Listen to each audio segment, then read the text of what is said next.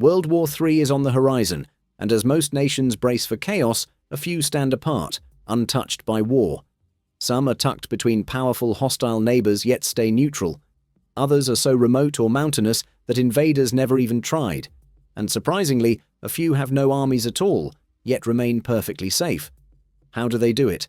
Today, we're exploring the countries that have never gone to war. Liechtenstein. Liechtenstein gained independence in 1866, and since then, this tiny European principality has never been part of any war. It's no wonder. The country is only about 62 square miles in size and home to roughly 40,000 people. That's half the size of Dublin, with fewer residents than Burlington, Vermont. For much of history, most nations barely noticed it was even there. Founded as a principality in 1719, Liechtenstein sits quietly between Austria and Switzerland. It has mostly kept to itself, but once, just once, it decided to try joining a war, kind of. During the Austro-Prussian War of 1866, often called the German Civil War, most European states sided with Austria. Wanting to join in on the action, Liechtenstein sent its entire military force, a grand total of 80 soldiers. Their job was simply to guard a mountain pass on the Austrian-Italian border. But the Italian soldiers they were supposed to watch for never came. Instead, the Liechtenstein troops spent their days smoking, drinking wine, and enjoying the mountain views, basically doing what tourists do today. After 5 uneventful weeks, the war ended. Liechtenstein was technically on the losing side, but nothing really happened to them. When the soldiers returned home, something curious happened. 81 men arrived. They had somehow picked up an extra guy along the way. No one knows exactly who he was or why he joined them, but he marched back with them as a friend. Since then, Liechtenstein has been invaded a few times, but not by enemies, by the Swiss, of all people. The famously neutral Swiss army has accidentally crossed into Liechtenstein several times over the past century. In 1968, 5 artillery shells landed on chairs at a Liechtenstein ski resort, annoying the waiters closing up for the night.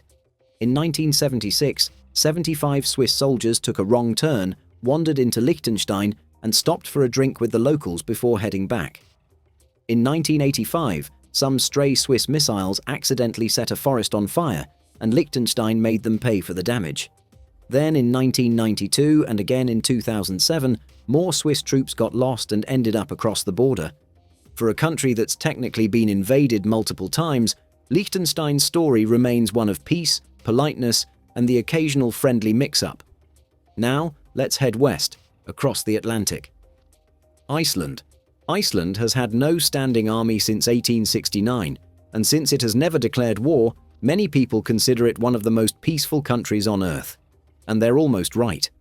While it's true that Iceland has avoided major wars, it hasn't always been completely untouched by conflict. During World War II, Iceland was occupied first by Britain and then by the United States, but not through invasion. Iceland actually invited them. The country had declared neutrality at the start of the war, but with Hitler's forces sweeping across Europe and ignoring neutral borders, Iceland feared it might be next. So, in 1940, the United Kingdom stationed troops there to prevent a potential German invasion. A year later, Iceland formally asked the US to take over the defense duties in exchange for some favorable business deals. Then came the so-called Cod Wars, and yes, they were exactly as absurd as they sound. Between 1958 and 1976, Iceland and the United Kingdom clashed over fishing rights in the North Atlantic. It all began when Iceland expanded its coastal territory from 3 to 4 nautical miles, cutting into traditional British fishing zones.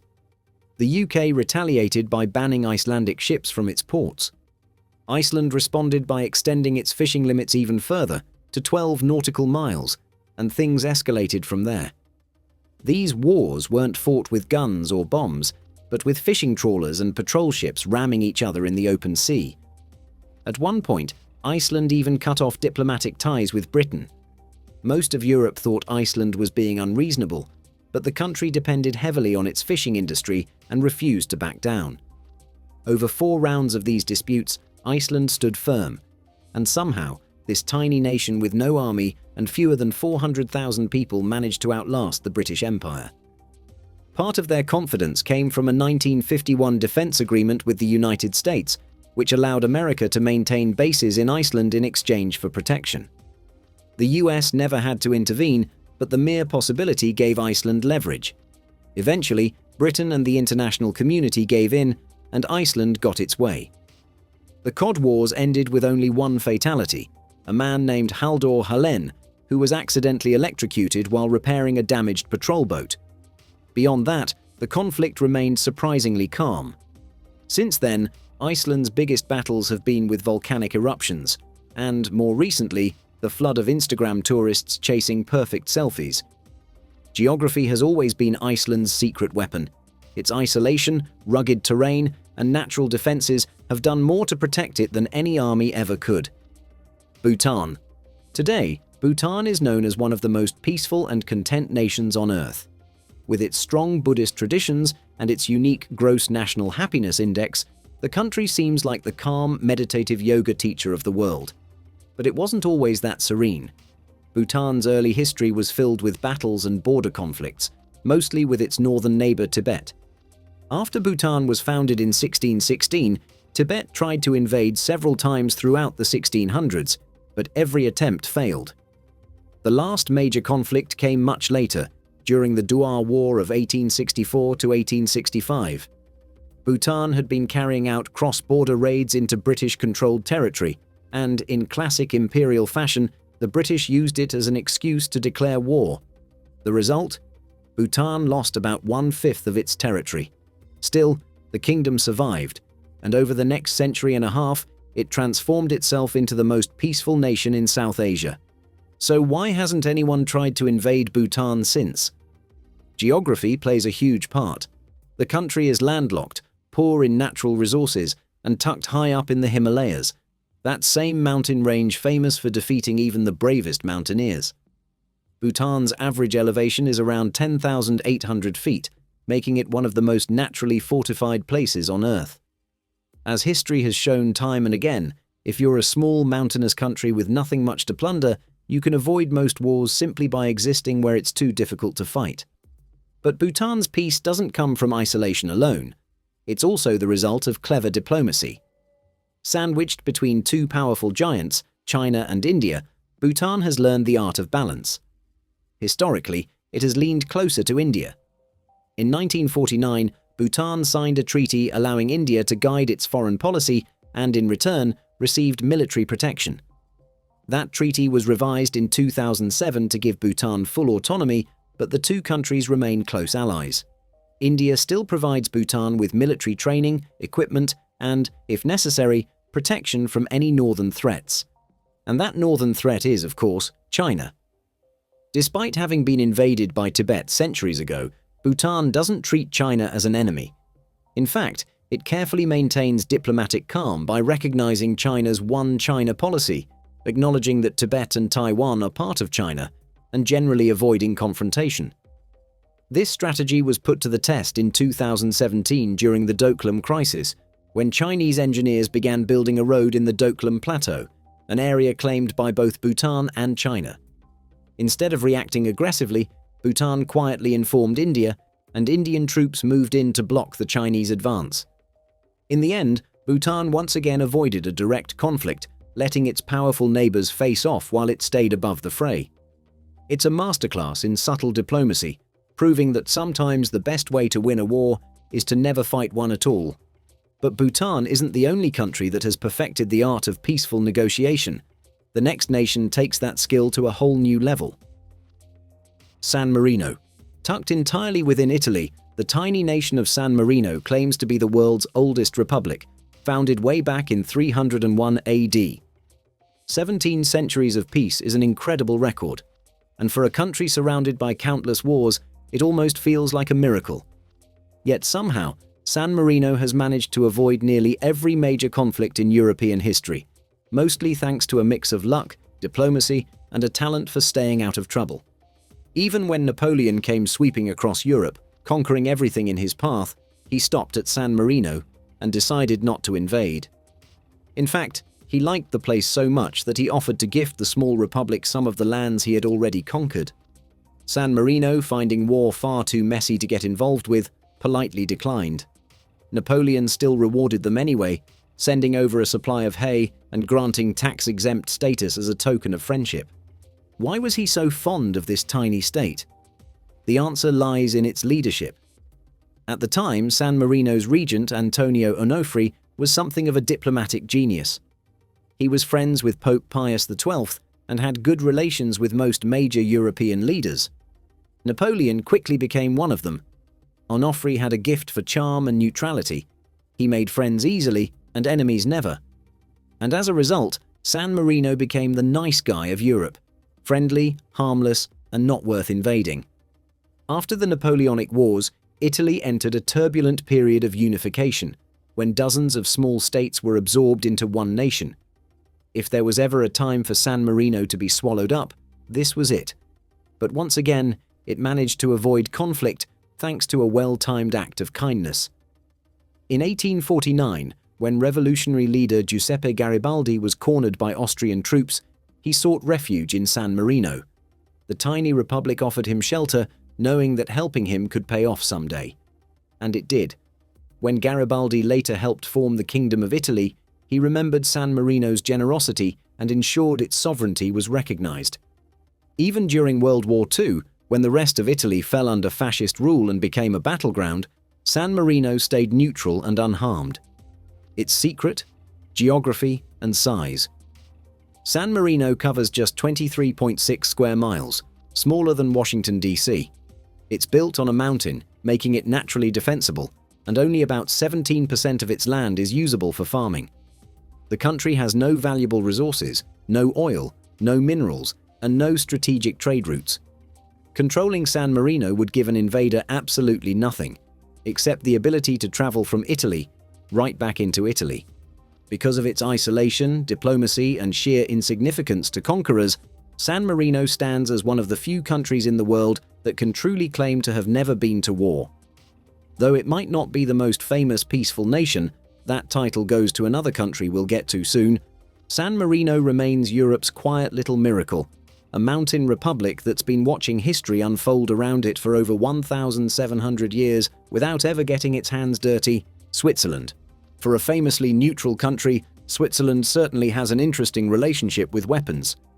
Despite its image of peace and diplomacy, it's one of the most heavily armed nations on Earth, with around 28 guns for every 100 citizens. That's roughly 2 to 3 million firearms in circulation, putting Switzerland just behind the United States and Yemen in gun ownership rates. But this isn't about aggression, it's about preparedness. Switzerland doesn't have a traditional standing army.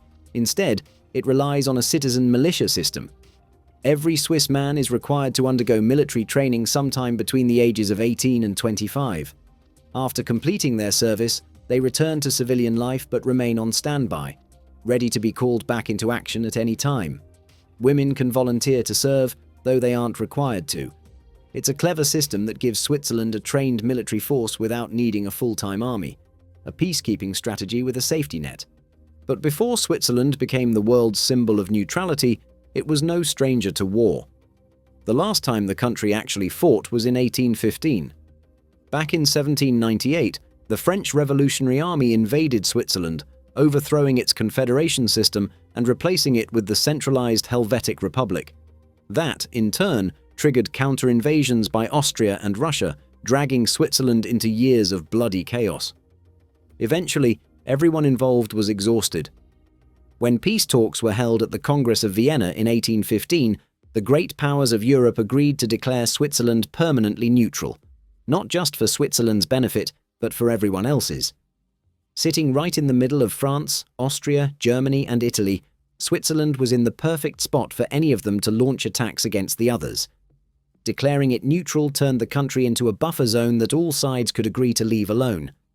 Of course, geography helped too. The Swiss Alps form an almost impenetrable natural fortress. Even when France managed to invade, it wasn't easy. Combine that with a population trained in military defense, and you get a nation that's very difficult to conquer and not worth the trouble. The country did experience one brief internal conflict, the Sonderbund War of 1847, a short civil war between liberal and conservative cantons. But since then, Switzerland has enjoyed uninterrupted peace. Its neutrality isn't just a foreign policy, it's part of what keeps the country unified. Switzerland is made up of diverse linguistic and cultural regions, German, French, Italian, and Romansh, and neutrality provides a common identity that prevents internal divisions over global conflicts. Even during World War II, Switzerland maintained its neutrality, carefully balancing relations with both the Axis and the Allies. But that neutrality came with moral compromises. The country became infamous as a banking hub for Nazi gold, and it didn't ask many questions about where that gold came from. By the end of the war, Switzerland had bought about $1.7 billion worth of Nazi gold, a decision that left a permanent stain on its reputation. Still, its financial system has remained one of the most powerful in the world. As of 2024, Swiss private banks manage around $4.24 trillion in assets, roughly the size of Japan's entire economy, the fourth largest in the world. So, whether it's because of its mountains, its neutrality, or its money, one thing's clear: nobody wants to mess with Switzerland. And speaking of rich, peaceful nations, our next country has managed to stay out of war too, and it's done so while building one of the most luxurious economies on the planet: Andorra. Tucked high in the Pyrenees Mountains between France and Spain, Andorra has managed to stay out of wars for centuries, even while surrounded by two of Europe's most historically aggressive powers. The modern Principality of Andorra was officially established in 1278, though it existed in various forms before that. Thanks to its small size, rugged terrain, and remote location, no one ever really saw a reason to invade. The country's average elevation is about 6,500 feet, and it lacks significant natural resources, making it strategically unappealing. Yet despite that, Andorra has quietly become one of the richest countries in the world, with a per capita income of over $69,000 in 2025, largely supported by tourism, banking, and commerce. During World War I, Andorra technically declared war on Germany, but only on paper.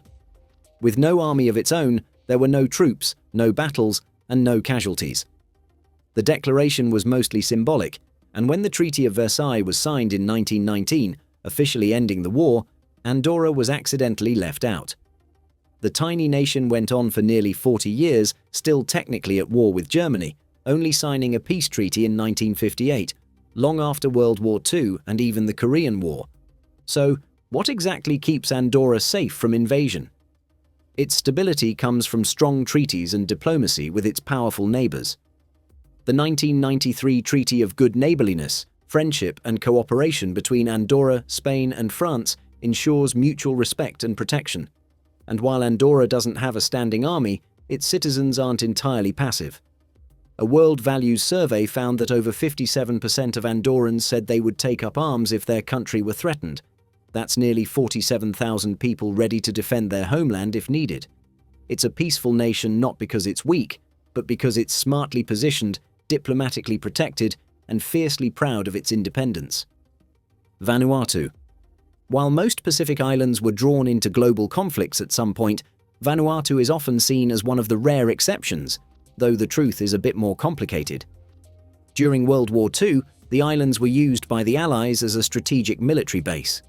Even today, you can find the remains of old airstrips, naval facilities, and rusting equipment scattered across the landscape.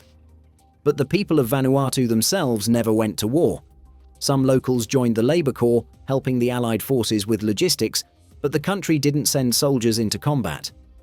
The closest Vanuatu ever came to an actual war was in 1980, during the so-called Coconut War, a short-lived 12-week conflict that erupted just as the nation was preparing for independence. At the time, Vanuatu was jointly governed by Britain and France, a complicated colonial setup that often led to confusion and tension. Jimmy Stevens, a local leader, led a movement calling for greater autonomy and a return to traditional governance. His goal was independence not just for Vanuatu, but specifically for the island of Espiritu Santo. Backed by the French and, oddly enough, some American libertarian groups, Stevens declared the island an independent nation called the Republic of Weimaraner. The situation quickly escalated. The British opposed the movement, and Vanuatu's soon-to-be Prime Minister requested assistance from nearby Papua New Guinea. What could have turned into a serious international crisis ended abruptly after Stevens's son was tragically killed. Devastated, he ordered his followers to stand down, ending the conflict. In total, casualties were minimal, just a handful dead and a few more wounded. So why the name Coconut War? Because Stevens's supporters famously used coconuts to blockade roads, a creative if unusual tactic of resistance. Technically, this was an internal struggle, not a war between nations. That's why many still argue that Vanuatu has never truly fought a war. And hopefully, it never will, though its peaceful streak may soon be tested as some of its neighbors grow increasingly unpredictable. Costa Rica. Costa Rica, the land of rainforests, beaches, and pura vida, is one of the few nations in the world without a standing army. It's a country more famous for its coffee, surfing, and relaxed way of life than for any military power. But this wasn't always the case. Costa Rica once had an army, and it gave it up in one of the most remarkable political moves in modern history. The decision dates back to 1949, following a brief but bloody 44-day civil war, the last major conflict the country ever fought. The fighting erupted after a disputed election. Between 1940 and 1948, President Rafael Calderón Guardia had introduced sweeping social reforms that divided the nation. When he lost re-election in 1948, he refused to step down, declaring the results invalid. But the rightful winner, José Figueres Ferrer, a coffee farmer turned reformist, wasn't about to let that slide. He raised a rebel army, fought the government forces, and after 6 weeks of conflict, emerged victorious. Rather than becoming a dictator, Figueres shocked everyone. He led a temporary government for 18 months, implemented even more social reforms, and then handed power back to the people. He nationalized banks and insurance companies, granted women the right to vote, and recognized full citizenship for Afro-Costa Ricans. But his most groundbreaking act came on December 1st, 1948, when he stood before the nation and announced that the military was being permanently abolished. His reasoning was both practical and idealistic. Costa Rica's money, he argued, would be better spent on schools and hospitals than soldiers and tanks. And by removing the army, he ensured that no future general could stage a coup against democracy. The idea worked. Figueres went on to be elected president 2 more times, and Costa Rica became one of the most stable and prosperous democracies in Latin America. Without an army, the country invested heavily in education, healthcare, and environmental conservation, and it shows. Today, Costa Rica consistently ranks among the happiest and most peaceful countries in the world. That's not to say it's entirely defenseless. The country relies on international treaties, like the 1947 Inter-American Treaty of Reciprocal Assistance, which promises collective defense, meaning if Costa Rica were attacked, even the United States would be obligated to help. But that protection has rarely been tested, though tensions with neighboring Nicaragua have flared occasionally. In 2010, for instance, the two countries nearly came to blows over what's now jokingly called the Google Maps War. Nicaragua sent troops to a disputed stretch of the San Juan River, claiming it as their own, based on a mistaken border shown on Google Maps.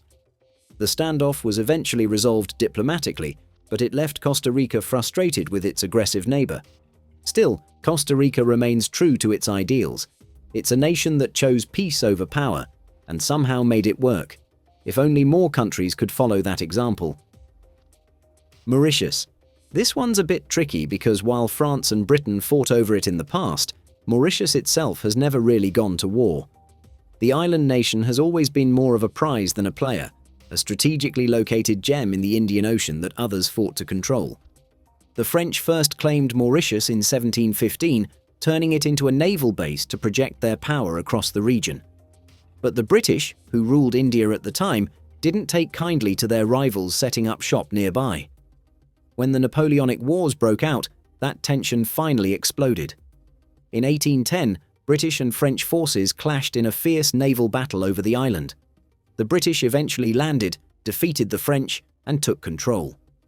From then on, Mauritius quietly passed from one colonial ruler to another, but the islanders themselves stayed out of the fighting. When Mauritius gained independence in 1968, it made an unusual choice. It never built a standing army. Instead, the the country decided to rely on its police and coast guard for security, spending just about 0.3% of its GDP on defense, one of the lowest rates in the world. Perhaps after centuries of being caught in other people's wars, Mauritius had learned that peace was the better investment. Geography also helps. Sitting about 500 miles east of Madagascar, surrounded by open ocean, Mauritius doesn't exactly have any hostile neighbors. But that doesn't mean it's isolated, far from it.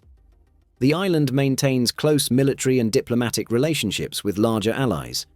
The United States provides counter-terrorism training, and the Indian Navy works closely with its Coast Guard to patrol regional waters. It's a practical arrangement that lets Mauritius stay safe without the burden of a large military. Of course, peace doesn't mean perfection. The country has experienced brief episodes of internal unrest, ethnic riots between Creole and Indo-Mauritian communities in 1968, and again in 1999 after the death of popular musician Kaya in police custody. There's also an ongoing dispute with the United Kingdom over the Chagos Islands, but those tensions remain largely diplomatic. So what's the secret to Mauritius's long-lasting peace? Researchers from Columbia Climate School found that the island's success comes down to culture and governance. The country actively promotes unity across its diverse population. Hindus, Muslims, Christians, and Creoles all coexist with remarkable stability.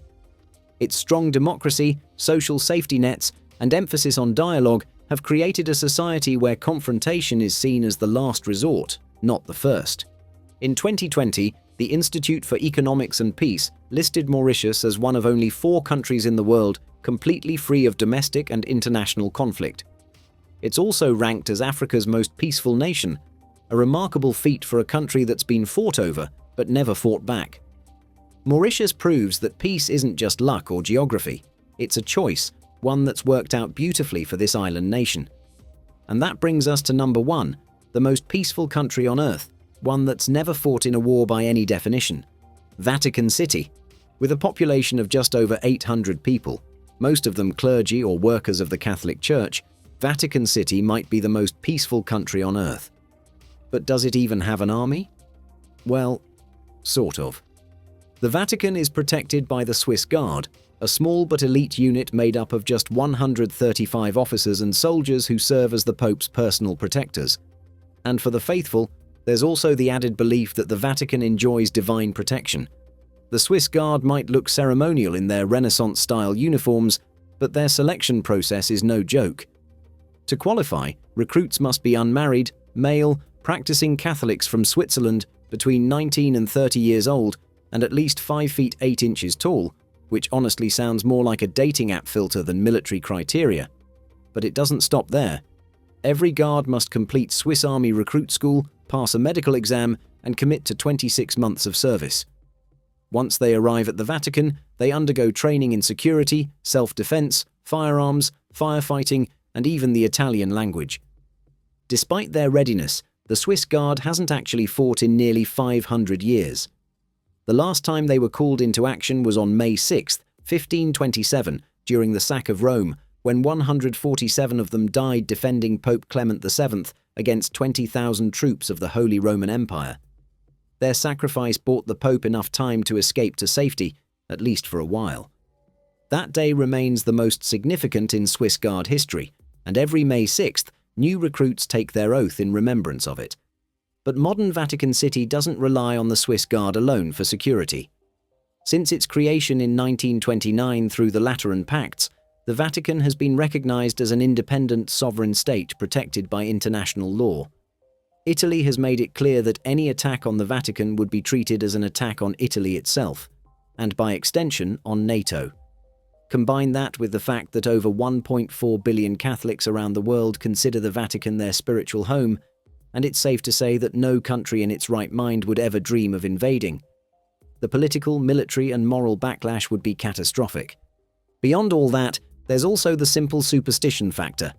Invading a nation of priests just feels like asking for bad karma, or worse. Whether or not you believe in divine punishment, no one wants to be the country that tried to conquer the Pope. In the end, Vatican City stands as the ultimate example of peace through faith, diplomacy, and a little bit of geography. It has never gone to war, and it probably never will. That's all for today. Which of these peaceful nations surprised you the most? Let us know in the comments below. And if you enjoyed this deep dive, don't forget to like, share, and subscribe to Mind Boggler for more incredible stories from around the world.